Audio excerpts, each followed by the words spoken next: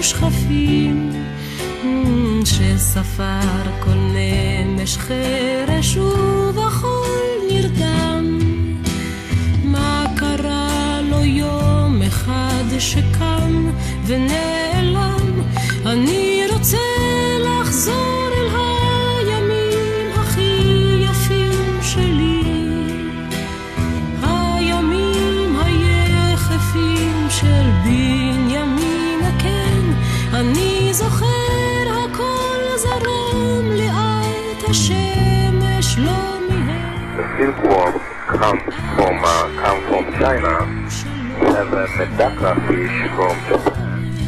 We have bees from Liechtenstein. We have the chemical garden from Israel. And we have spiders from Australia. And we have a space airfield from the US. It's a great educational experiment, and it influences and inspires students all over the world.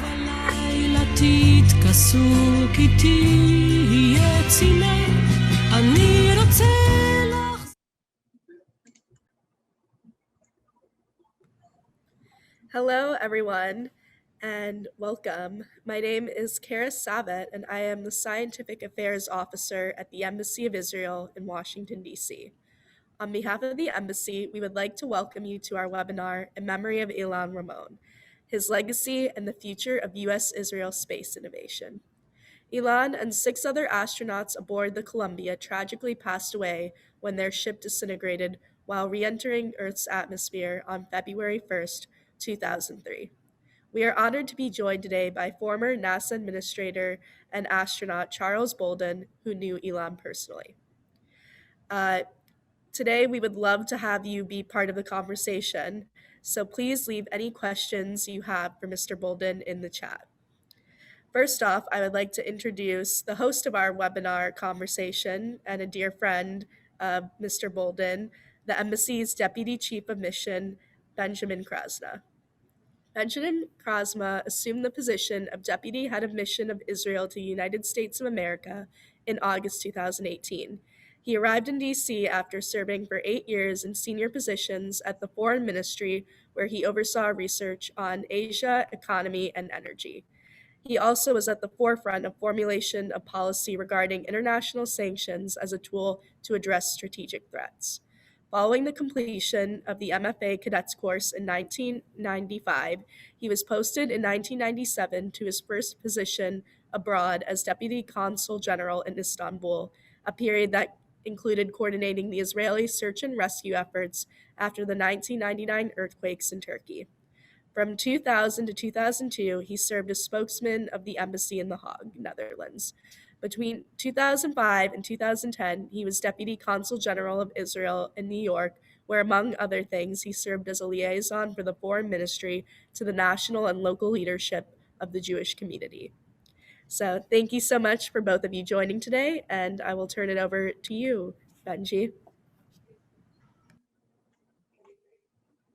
Pleasure to be here. Okay. Thank you again, Kara, for the introduction, and it's a pleasure to be here today with you all and with such a good friend. My pleasure to introduce Major General Charles Frank Bolden, Jr., who from here on I will call Charlie, a close friend of the embassy, a close friend of Israel. We are really honored that he was able to join us today. He was the 12th administrator of NASA, serving as the head of the agency from 2009 to 2017. He led a nationwide NASA team to advance the missions and goals of the space program. He oversaw the transition from Space Shuttle missions to a new era of exploration. He was at the forefront of pushing forward the dynamic science activities, including an unprecedented landing on Mars, which we may touch on a little bit later. He has served this country with distinction from his graduation, the Naval Academy in Annapolis, his commissioning to the Marine Corps, service of 34 years, 14 of which he was with NASA. 4 times he has been in space on the shuttle, twice as commander, twice as a pilot. He was involved in deploying the Space Telescope, the Hubble Space Telescope, and served a wide range of roles with tremendous distinction in the Marine Air Corps, from Kuwait to Japan to San Diego. And he's a member of the Astronaut Hall of Fame. And today, he is founder and CEO emeritus of the Charles Bolden Group, which provides leadership in the areas of space, aerospace exploration, national security, STEM education, and health initiatives. And we're just so delighted that Charlie would agree to join us today. So Charlie, thanks for making the time for us today. Mr. Ambassador, thank you very much for the invitation. You know, as I sat and listened, one of the things that I have to correct for people so that nobody misunderstands, I had the privilege of meeting Ilan when he was undergoing his training, but unfortunately for me, I never had the opportunity to get to know him as well as I would have liked to, because I was out of the astronaut office and I happened to be, returning for my annual physical and got a chance to stop by the office and meet with the people who were in there and listen to them. But he was, if you ever knew him, and I did not know him very long, he had one of these ebullient, if that's the right word, personalities, one that just boomed. And he was incredibly well liked in the astronaut office. His persona was mirrored by his widow and now the late Rona Ramon, who following, as all of you know, following the loss of Asaf, right on the heels of his father's death, made the decision to establish the Ramon Foundation, which lives on today in Israel and actually around the world, because I just had the privilege of participating in the first of what we hope will become an annual Ramon Space Tech Conference that was held out of Tel Aviv. And that was absolutely spectacular. So it's good to be here with you today. Great. So, Charlie, before we get to the discussion about Ilan, maybe I just want to talk a little bit about your experiences and your background. When you first got interested in space exploration, was it something you had always hoped to do? I'm not a good example for kids to follow. I did not follow my dreams from childhood. I did not want to be an astronaut. I knew what astronauts were growing up. I grew up in the segregated South. This is, as you and I were talking about a little bit before we started, this is here in the United States, it's Black History Month. And it's a time that we try to remind everybody that Black history is a part of US history. It's just a part that doesn't get documented very much. But growing up in the South, flying airplanes was something I didn't even think about. Going into the Marine Corps was also something that I said I definitely would not do. The one thing I knew I wanted to do, though, from the age of 12 on, was go to the United States Naval Academy. I had really been infatuated by watching a program on television called Men of Annapolis about life at the Naval Academy. So that became my goal in life. And it was kind of rough getting there because I couldn't get an appointment from either of my 2 US senators or my congressional representative, because that was the time of segregation. And they made it very clear they were not going to send a Black from South Carolina to a service academy. But I ended up getting an appointment, I think with the help of President Lyndon Johnson. I will never know. But he became president when we lost President John Kennedy to assassination my senior year in high school. And I was not eligible for a presidential appointment, but I was eligible for a vice presidential appointment. So I wrote him a letter and I said, Mr. President, this is me again, the little boy that's been bothering you for years. I really want to go to the Naval Academy. And I never heard from him, but I got a visit from a Navy recruiter and a retired federal judge who was looking to find people to go to the service academies. And I ended up getting an appointment to the Naval Academy from Congressman William Dawson in Chicago, Illinois.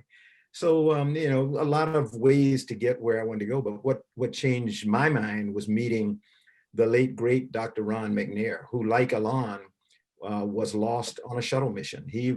Ron was a young man from a little bitty town called Lake City, South Carolina, about 42 miles from my hometown. He was younger than I, but we did not know each other. but he had always dreamed of being an astronaut, and he was successful in doing that. And I had an opportunity to meet him when he was in his first year of training, and I was really impressed. And he asked me if I was going to apply for the space program. I told him, not on your life. And he looked at me real strange. He said, why not? I said, Ron, they'll never pick me. And then he embarrassed me. He said, you know, that is the dumbest thing I've ever heard. How do you know if you don't ask? And so by being embarrassed, he motivated me to apply, and I did. I was interviewed by NASA and then selected in the second group of Space Shuttle astronauts. So I don't advise any young man or woman to follow my path, because I kind of zigged and zagged in getting there, but it was a phenomenal decision to follow in Ron's footsteps when I finally got into the astronaut office. Charlie reminds me that, you know, I didn't know I wanted to be a diplomat, and I actually had applied to the diplomat when I was still a dairy farmer on a kibbutz in Israel. So it's not the type of thing that you always predict, and you never know where you're going to end up. And I think that's an important message for all young people who are listening. Shirley, you flew 4 missions. You flew with astronauts from different countries. A sitting U.S. politician, John Glenn, the first American woman to walk in space. When you're in zero gravity, does this allow breaking of boundaries and stereotypes? You know, Mr. Ambassador, I think, if Ilan were here with us today, I think he would say the same. You know, it's just being brought together and being told that this is your mission. Learning that you're going to work with these disparate people from all backgrounds, some of which you've never been exposed to before, but you begin to focus on the mission and how are we going to get this accomplished, and you realize that, you know, I don't know everything, and oh boy, we're going to talk about that. I have no clue about that, but you find that another crew member is an expert in that field, and that's what I found in training for my very first flight. There were 2 of us who were military pilots, Hoot Gibson, my commander, and me. I was from the Marine Corps, he was from the Navy. We could tell you anything you wanted to know about military flying. We didn't have a clue about astrophysics and astronomy and oceanography, and those were the things that we did on board the shuttle. But we had an astronomer, an astrophysicist, as a matter of fact, a sitting member of the U.S. Congress, actually at that time it was Congressman Bill Nelson, and a person who actually worked for an aerospace company who knew a lot about satellites, about which we knew nothing. And so they brought that expertise, and they brought their personal experiences, you know, from their background. All my flights after that one were international crews with international crew members.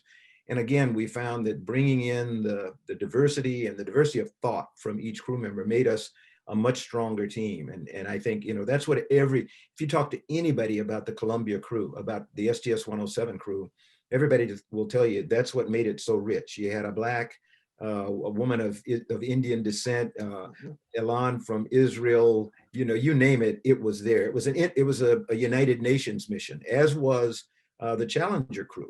It was a United Nations crew, and that's what made it so great. Great. John, if I can, one personal note. Again, we're doing this conversation on February 4th. For me personally, it's a very important day. 5 years ago, I lost my nephew, 28-year-old Eric Levinson, on this day, and he had gone to space camp. He loves space, and he one of his greatest thrills I know in life was going to a NASA space camp. And I know it really, to me, it turns out coincidentally this is the day that we're meeting, and I really feel important to mention his memory. It's a real tragedy for our family. Speaking of tragedies, unfortunately, you and I first met at the annual ceremony at Arlington.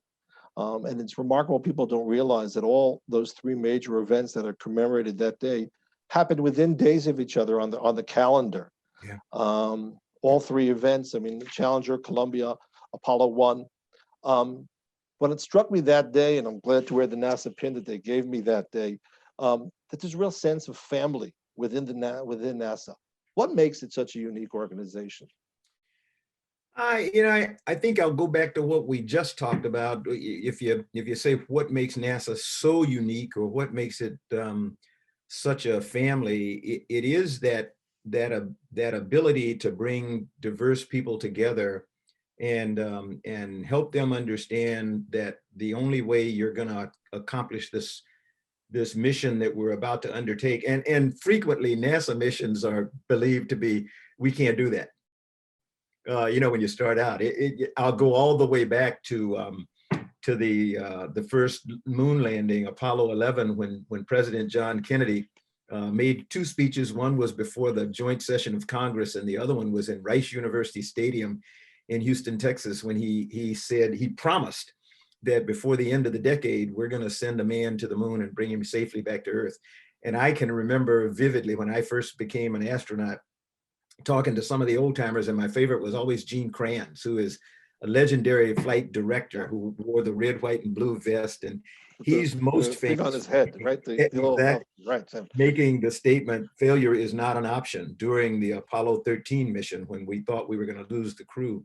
But Gene told me, he said, you know, I was sitting there at Rice University when the president said that, and I thought, the president's lost his mind.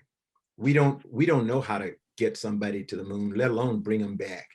And he said he went home and he slept it off, and he woke up the next morning. He said, no, the president has confidence in us, and he believes that we can find out a way to do it. And that's the story of NASA, and now the Israeli Space Agency, if you will, and space agencies around the world. They take these things that they believe can be achieved in spite of what other people tell them. Or you look at a small company like Space IL, one of my favorites. You know, no private entity has ever sent a spacecraft away from Earth and to another celestial body. And Space IL became the first to do it. And a lot of people like to focus on the failure of the lander, but we stop short when we don't realize that the orbiter did in fact perform pretty well. And I'm really glad to see that they're going to give it another shot here in a few years. Great. Thanks, Charlie. We'll be back in 1 sec.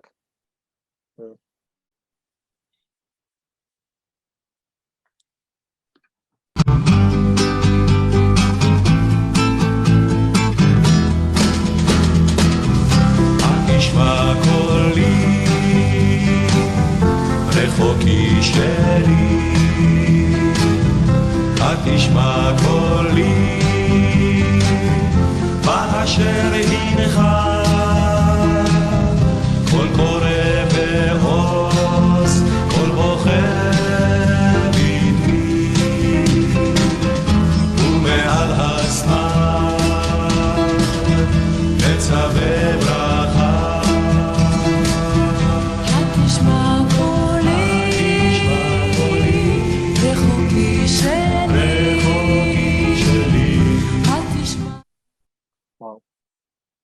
It's hard not to be moved. I mean, those who don't know, I guess it's a NASA tradition that they put on the wake-up calls for the astronauts because they don't actually have day and night and don't really have the hours. And on that day, one of the days of the mission, the NASA Central Command, they put on that song, which was very important for Ilan, and the famous Israeli song, and that was the wake-up music. And I think that it's really etched in our memories.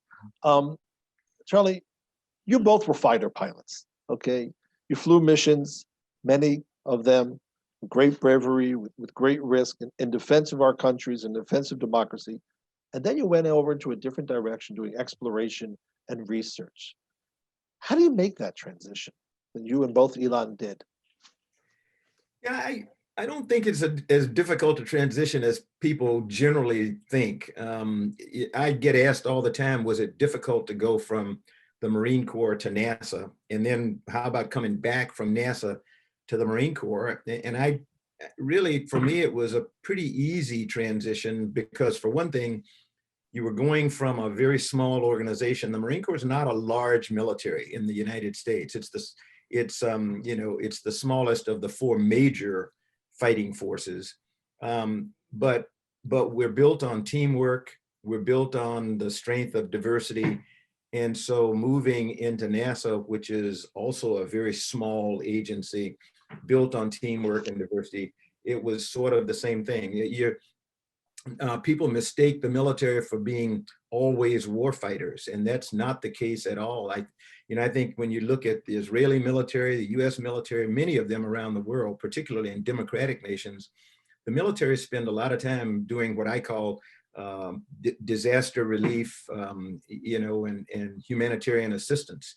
It's always the military that's called upon first because of the assets that they have to step in when a disaster occurs in a nation, and it may not be your own country. The US military responds to disasters around the world, and that's what they do. You can't see it very well, but my favorite picture here in my home office is a picture of a group of young Marines evacuating an embassy in a nation somewhere else in the world, because that's what they do.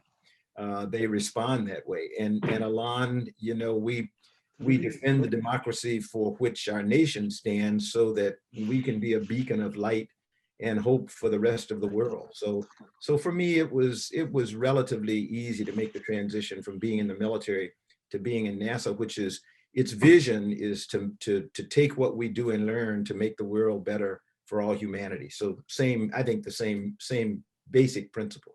Right. Well, Charlie, as mentioned earlier when Kara introduced me about my work in Turkey during an earthquake, and again, it's Exactly. disaster relief, and I still keep this close to me with the IDF rescuing people, earthquake-stricken Turkey in 1999, which, you know, I was glad to be part of, so I could really relate to that.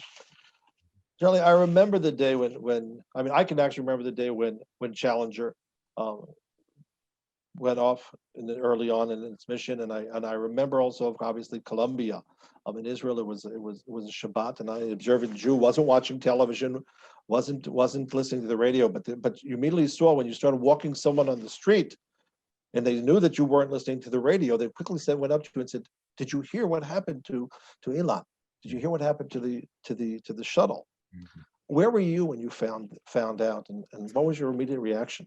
You know, interestingly, and I like everybody, you never ever forget exactly where you were. I used to be a motorcycle rider. The motorcycle that I own is a big Harley Davidson. It weighs about 1,000 pounds, and so I've outgrown it, or it has outgrown me. Let me put it that way. But we had just come back to Houston, Texas. I had officially retired from the Marine Corps, actually the month before, and I decided I was going to go out for a ride. So I got on my motorcycle and headed out west from Houston, out into the desert, if you will, which was an ironic place to be with Ilan representing Israel and its proximity to the desert. But I was just riding my motorcycle, listening on the radio to the recovery of Columbia. Everybody was all excited. They were like 20 minutes away, and then 16 minutes from landing, and all of a sudden, all the chatter stopped because we lost contact with the vehicle. And I had noticed a little bit of, there were things, not a lot, but every once in a while you saw something go overhead, like a comet in the daytime, which was kind of strange, but it never occurred to me that it might be related. And then all of a sudden it was announced that we had lost the Columbia, that it had been verified, that we had been seeing, people had been reported seeing debris all the way from the Pacific coast, eventually to East Texas and Western Louisiana, where the majority of the debris field was located. I immediately turned around on my motorcycle and sped back home to Houston and got on the phone to find out, if there was something I could do, because we all sprang into action then, hoping that we would find somewhere out in the field somewhere, parachutes and seats and banged up astronauts sitting in them. That was not to be. But that was where I was, and that was my immediate response on that particular day. Well, thank you, Charlie. As is custom, when something happens in a national tragedy, you open a condolence book. And here in the embassy in that days in 2003, we opened a condolence book. And I had the opportunity to look through it ahead of this meeting. And I was reading, for example, just to quote, "Colonel Ilan represented the very best that Israel has to offer. His spirit lives on as an inspiration to all of us, Americans and Israelis alike. With deepest sympathy and admiration, Bill Burns." And this is, of course, Ambassador Burns, who's then the leader in the State Department and soon to be the new director of the CIA. And in this book, which is, I looked at it because really a history lesson to seeing the messages that we had from Secretary of State Powell and Deputy Armitage, National Security Advisor Condi Rice, and her deputy, and later a National Security Advisor himself, Steve Hadley, and really people from all walks of life, ambassadors from countries who we didn't have relations with, who came here to sign that book. And I think it was really, it's a worldwide tragedy. And what is it? What makes it something that touches so many people? I honestly think that I'm the eternal optimist. Let me say that first of all. So, in fact, one of my priests who's no longer at my church, I'm an Episcopalian, and I call myself a practicing Christian. I tell people I don't practice very well, but I call myself a practicing Christian.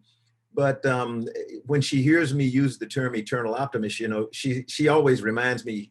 She says, some people call that faith, and I think as I think about that all the time, I think most people on this planet are eternal optimists. They're people of faith somewhere, whether it's their religion or what, but they believe in the goodness of humanity, and they believe that we can overcome the evil side of us that causes us not to want to work together. And I think that's what you saw in that condolence book. It was the realization that Israel, the nation of Israel itself and its very existence, speaks volumes to the goodness of humanity. The fact that back in 1948 we sought out a place where the Jewish people could find a homeland and establish a place where they would be able.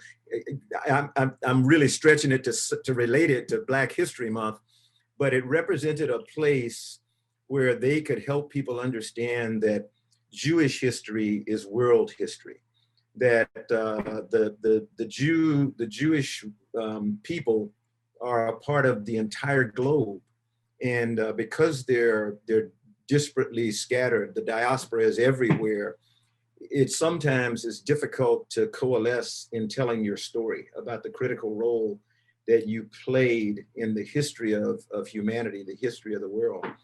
And I think people like Colin Powell and Condi Rice and others coming to the embassy to say, we just want to say thank you to the nation of Israel for giving us someone like Ilan who could come together as a part of this international team to try to promote goodness in humanity and try to do things that would make life better for people back here on the planet. I think that's what was really important about. That's what's exhibited in that condolence book for me. I was speaking here earlier to a colleague and sort of described, unfortunately, that the Ramon family, unfortunately, is sort of what we would refer to as Israel's Kennedy family. Yeah, exactly. And obviously you became very connected to them and to the Ramon Foundation after Ilan was tragically lost with his colleagues on the Columbia. Where were you when you heard about Asaf, his son, died in the training accident? I had, as a matter of fact, I want to say we had, my wife and I had just returned from Israel because my introduction to Israel was actually when I was a young test pilot or a soon to be test pilot. One of my classmates in test pilot school at the Naval Air Test Center in Patuxent River, Maryland, not far from here, was Ilan Ramon, who was an Israeli fighter pilot who happened to be an instructor of Ilan's. One of the things I love about Israel, and particularly the Israeli military, is, you're small enough that everybody knows everybody. And we became very close to Iran and his family. Our kids were about the same age. And so after that, we made the promise that we would try to visit with each other periodically. And that began, this was 1978, 79. And that began the annual trek of Charlie and Jackie Bolden to Israel to visit with friends. And I think it was after the return from one of those visits that we learned about the death of Asaf. And the next time we came over, I think we were there for an international aerospace conference, the IAC, when I had an opportunity to go visit the cemetery, the very small cemetery where Asaf and Ilan's remains are buried, and I was impressed with just the humility or the humbleness of that place in comparison, say, with Arlington National Cemetery, that this monstrous place, and the diversity of people who were buried right next to each other. But we had become very good friends with Rona's by then, and really were inspired by her focus on promoting STEM education in Israel and across the world. And so we became a part of the Ramon Foundation family, and have been celebrating and trying to do things with them ever since. It has become traditional. This is the first year in more than 10 years that more than probably 20 years that we have not made our annual voyage to Israel at the end of January to remember, Ilan, but also to celebrate what the Ramon Foundation does. We hope that soon you'll be able to get over there soon, and we look forward to it. Charlie, I think you're going to really like this next clip, so stay with us. But I, like you, am very interested in trying to get young men and women from all walks of life in the United States interested in science and math, so that we can get them back into laboratories doing research and development the way that we once did in the United States, so that we can continue our leadership in technology for people of the world. And then most importantly, that we can continue to work with the people of Israel in advancing the causes of science and technology, that we can continue some of the scientific research that we have been doing and we hope to do. Ilan was involved in the study of aerosols from the desert, something that I've had the privilege of watching the sands from the Sahara blow across the Atlantic Ocean, and it's incredible to do that. So his work we need to continue. First thoughts, Charlie, on that clip? That's one I did not realize existed, and but that's an example of why I love Israel. The fact that sitting there talking to the president, to President Shimon Peres, and listening to him talk about Rona and Ilan, who were friends of the family, who were not just heroes in Israel, but citizens who had made an incredible contribution, but also talking about, again, what we had in common.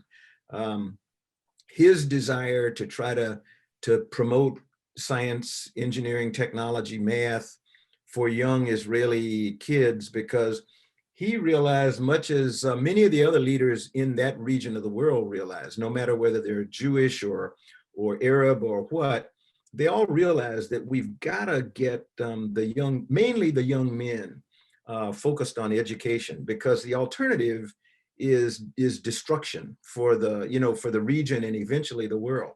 That was one of the things that was just phenomenal about last week's Ramon Space Tech Conference. I had the privilege of moderating the opening fireside chat, where we had Gwen Shotwell, the president and COO of SpaceX, Ellen Stoffen, the director, first woman to be the director of the Smithsonian National Air and Space Museum here, and Her Excellency Sarah Bint Al-Amiri, the Minister of State for Advanced Technology in the UAE.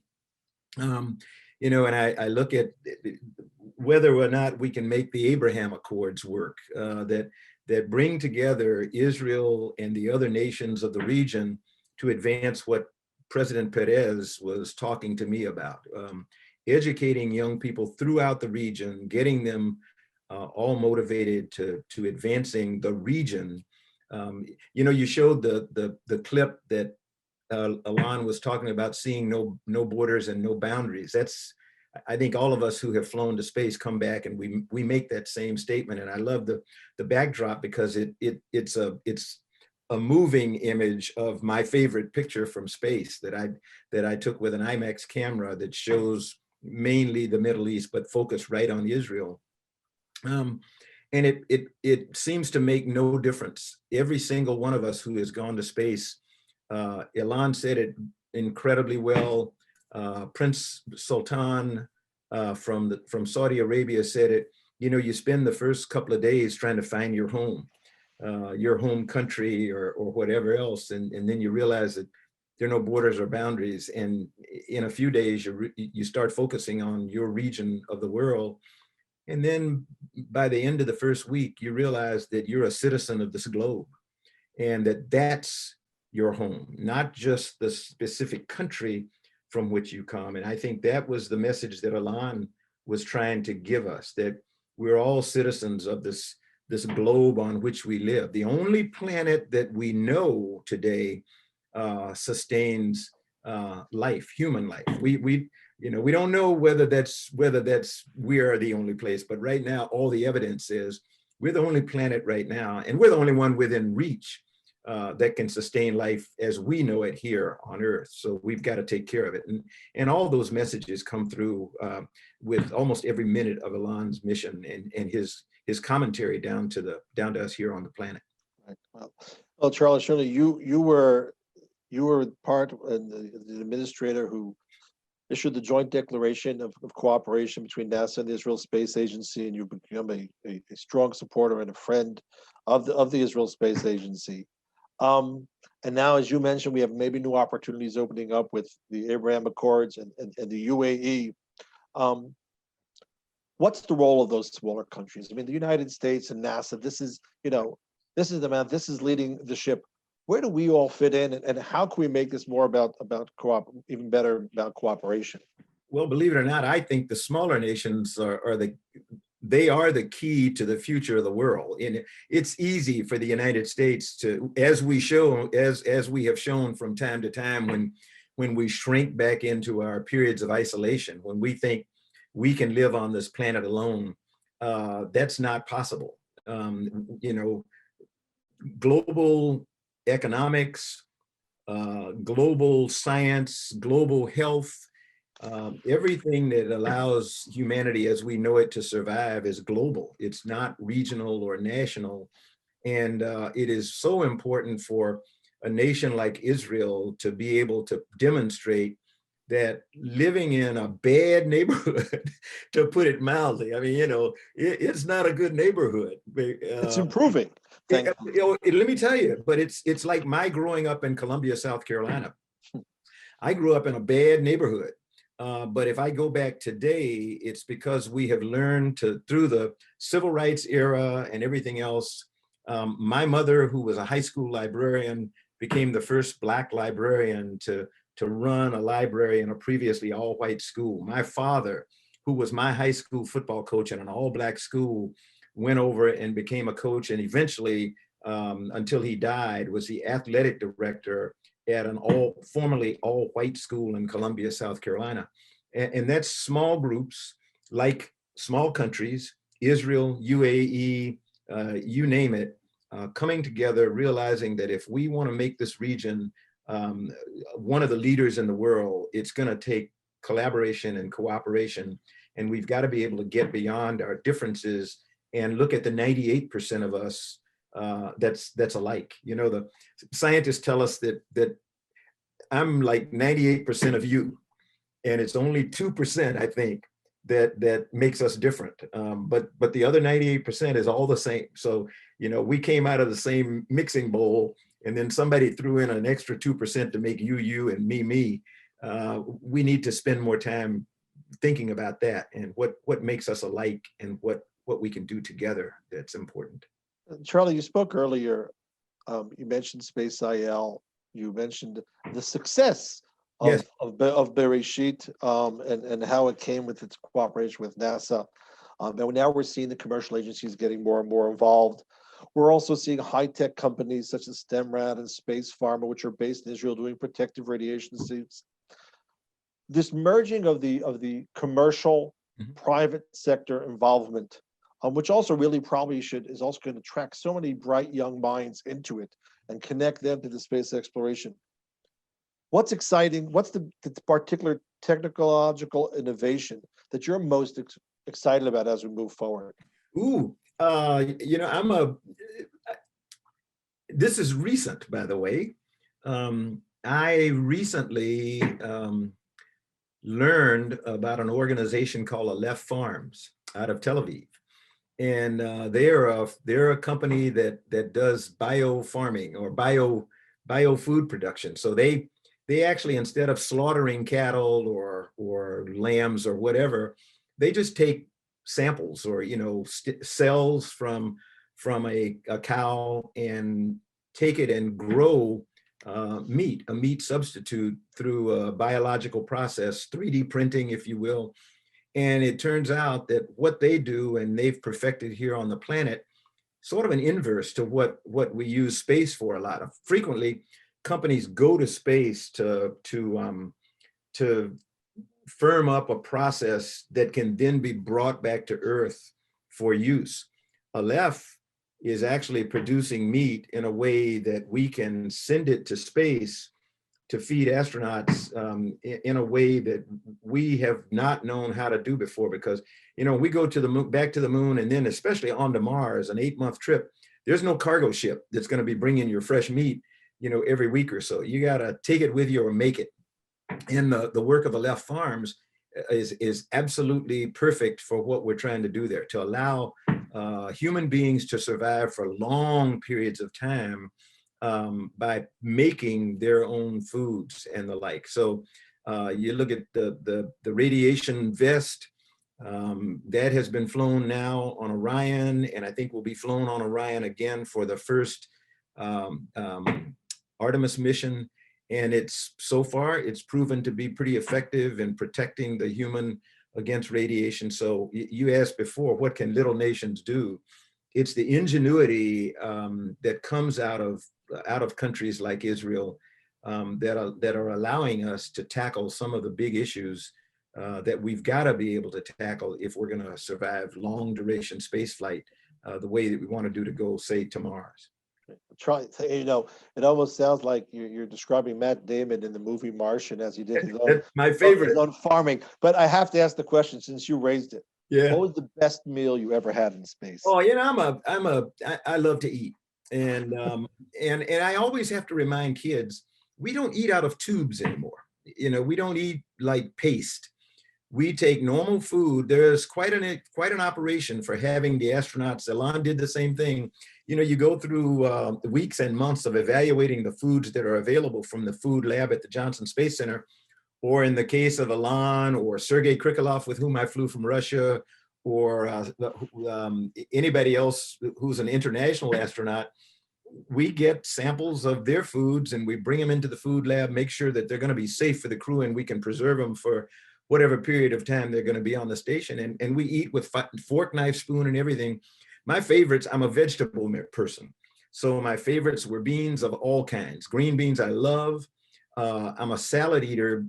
At that time, we didn't have, when I flew on shuttle, that was decades ago, we didn't have the capability of doing salads. Today on the International Space Station, because of an experiment called Veggie, we actually produce lettuce, varieties of lettuce. As a matter of fact, we produced cherry tomatoes, we produce green beans and peas, and who knows what's next. Aleph Farms bringing the meat in. My favorite though was any kind of vegetable, mainly green beans. I love shrimp cocktail. And although I've cut down on the red meat, I loved steak when I was on orbit, and we had a lot of that. My normal breakfast was usually an omelet. It had been prepared and then dehydrated, and you add water in and put it in the food warmer, and it tasted like a normal omelet down here on Earth. But normal foods. But shrimp cocktail was my absolute favorite. Charlie, we're near the end. I want to maybe ask one last question, because I think that even when we were over at Arlington and the issue came up when the vice president spoke, when do you think is the earliest date we're going to see humans returning to the moon? And maybe when's the first time we're going to see humans landing on Mars? And can we be part of this endeavor? You will be part of the endeavor, to be quite honest. I think 2024 as a goal for getting humans back on the moon, I think was a little aggressive. I don't think we'll make that, but I think without doubt, unless the nations of the world just decide to walk away, we should have humans back on the moon, operating, doing research and the like, by the 2027, 28, something like that, in the second half of this decade. And that's in preparation to move on to Mars. I'm confident that we have the ability now to get humans in the Martian environment in the next decade. So the decade of the 30s. That's been the plan for several US administrations now. And through the work of NASA, we've been able to bring in our international partners like the Israeli Space Agency, the European Space Agency, the Russian Space Agency, JAXA out of Japan. And so we have all reached an agreement, and it's documented in a roadmap for human exploration that's called the GER, the Global Exploration Roadmap. And it's gone through a number of iterations, but it says Mars is the ultimate destination for humanity, and it lays out a plan to get there. And it has us being in the Martian environment in the 2030s. I think we'll have a human set foot on Mars, hopefully by the end of the 2030s. So, you know, that's one person's belief. We've covered a lot. We've covered a lot of ground. We've covered culinary specialties in space. We talked deeply about the memory of Ilan Ramon, and we've talked about obviously the significance of doing this conversation during Black Heritage Month. And I think that you and I both share the goal and hope that what we're doing here today is also something that's going to inspire young people. Yeah. Is there any last message that you would like to send out on following at the end of this conversation? You know, I cannot resist the temptation to deliver the same message I always do when I speak to young people. And as I tell people, I'm in my mid 70s, and so I consider anybody who's my age or younger young. I'm young. So I'm speaking to everybody who's looking in or listening. 3 things you've got to study, and these came from my mom and dad. So I tell people all the time, everything I needed to know about leadership and ethics, I learned from my mom and dad at the dinner table. Study really hard. And people ask a lot of times, kids ask, what should I study if I want to be an astronaut? Everything and anything. You've got to have a grasp of math and science, but please don't forget the humanities and the arts. Learn how to speak well in whatever language you speak. If you can, take a foreign language such that you're learning the culture of another country outside your own. That's most important, because everything you're going to do in the rest of your life is going to be multinational. Work really hard, which means you wouldn't think about going into a football game or a soccer game, as we call it over here, without practicing. And you shouldn't think about doing well in your classroom if you don't practice, if you don't work hard. And then the final thing, and Ilan knew this in spades, never, ever, ever be afraid of failure. Never let somebody tell you you can't do something because you're small or you're Black or you're Jewish or you're a female or anything. Just set your goal and focus on it and go do it. But prepare yourself by studying and working hard. So, but the most important thing is don't ever be afraid of failure. We learn every single day when we get knocked down and we get back up. Ilan was knocked down physically. But his spirit is with us this day and will be with us forever. It lives every day in the Ramon Foundation. It lives every day in the lives of all of us who got to know him and his STS-107 crew. And so you can't kill an idea. You can kill a person, but you can't kill an idea. And the idea of Ramon and what he stood for lives on today and through eternity. Major General Commander Charles Bolden. Charlie, my good friend, listen, you certainly show that spirit. You're an inspiration to all of us, and I'm sure to the people here. And I really want to thank you for spending the time with us this morning. Oh, thank you so much for the invitation, and it's been great. So shalom to all. Shalom, thank you. Kara, you want to please? Yeah, thank you so much to Mr. Bolden, and of course, Deputy Chief of Mission Krasna, for hosting and asking these incredibly thought-provoking questions. One saying that always sticks with me that I think aligns well with this is failure is tomorrow's success. So I'd like to thank all of our members for joining our webinar today, and to stay up to date on future embassy events and to watch past ones like this incredible session we just saw play out the last hour, please join us on all social media platforms, Israel and the USA, on Twitter, Facebook, Instagram, and even TikTok. we're part of the 21st century now. So thank you all for joining us, and we hope you have a great rest of your day. Again, thank you, Charlie and Benji, for having this incredibly informative and thought-provoking session. Thank you all. Thanks, Kara. Bye-bye.